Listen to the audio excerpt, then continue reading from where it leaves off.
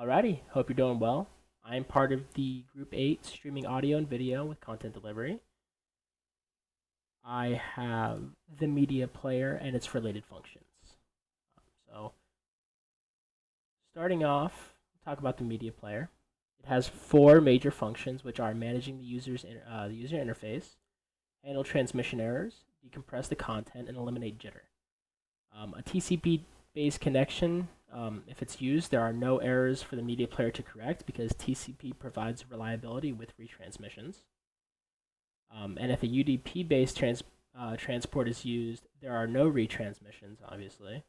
This means that packet loss due to congestion or transmission errors will mean that some of the media won't arrive.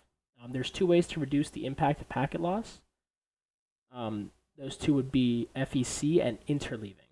We'll talk about FEC first. FEC, or forward error correction, is the error correcting coding applied in the application level. Parity across packets provides an example. For every four data packets sent, a fifth packet can be sent. The information in the fifth is redundant information from the exclusive OR sums of the first 4 bits. So as you can see down here, that's exactly what's going on. So in this example, we have packets A, B, C, and D. In the example, packet B is lost. And through the reconstruction of packets A, C, D, and P, we can determine what was in packet B. So that way, the packet, while lost in transmission, will still arrive through reconstruction of the other 4 packets. As you can see, may be lost during retransmission, like in the figure. B can be reconstructed based on the information in packets A, C, D, and P with the 5th redundant packet. FEC can reduce the level of loss seen by the media player, but it has its limitations, such as the increased bandwidth required to send the extra packet with every 4 bits, or the lack of failsafe if more than one packet is lost during retransmission. For example, if packets A and B were lost, there wouldn't be enough information between packets C, D, and P to recreate packets A and B. So FEC fails in that sense. The other process to eliminate or to talk about is interleaving. Interleaving is the method based on mixing up or interleaving the order of media before transmission and unmixing or de-interleaving it on reception.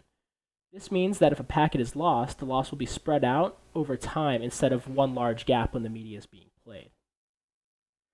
This method usually only works on uncompressed sampling. However, interleaving over short periods of time, not individual samples, can also be applied if after compression, as long as there's a way to find sample boundaries in the compressed stream. Unlike FEC, interleaving is an attractive technique because it requires no additional bandwidth to be carried out. We'll talk about decompression next.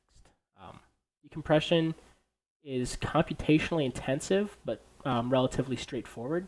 The issues normally arise with decompression when talking about how to decode media if the network protocol doesn't correct transmission errors. So if errors aren't caught in the transmission process, decompression becomes a much bigger issue. In many compression schemes, later data can't be decompressed until the earlier data has, because the later data is encoded relative to the earlier data.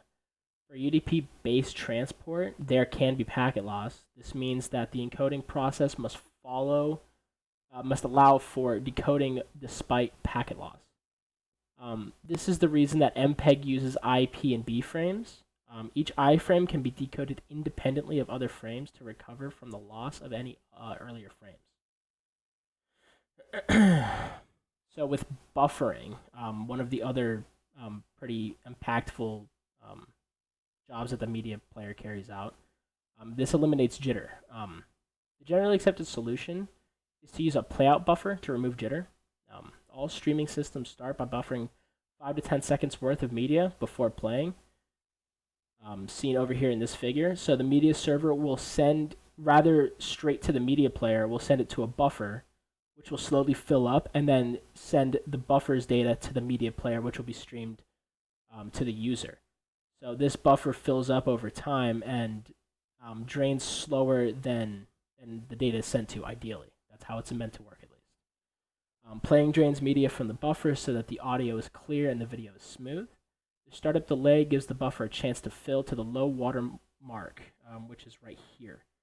If you start playing before it fills to the low water mark, you have a chance that the media player, the media player will drain the buffer faster than the media server can send to the buffer, which will cause jitter. Data should now, as I said, the data should arrive regularly enough if it's filled to the low water mark that there won't be any video or audio problems. If a UDP-based transport is used, little buffering is needed, even if interleaving or FEC occurs, assuming that there are no bandwidth constraints. If there are bandwidth constraints, that's an entirely different story. It is very dependent on your network, whether or not the media server can actually send to the media to the buffer and the media player fast enough that even the low watermark might not be very important. But as I said, some jitter might occur using UDP based on your bandwidth constraints. If TCP is used, or a TCP-based transport is used, jitter may be more common since TCP sends data as fast as the network carries it. The buffer will often fill up much faster than can be emptied, even if retransmissions are needed. Alrighty, I went a little long. Got a question right here. What are some of the jobs that the media player carries out? I don't know if that was supposed to be in my thing. All right, I hope this was what I needed. Have a good day.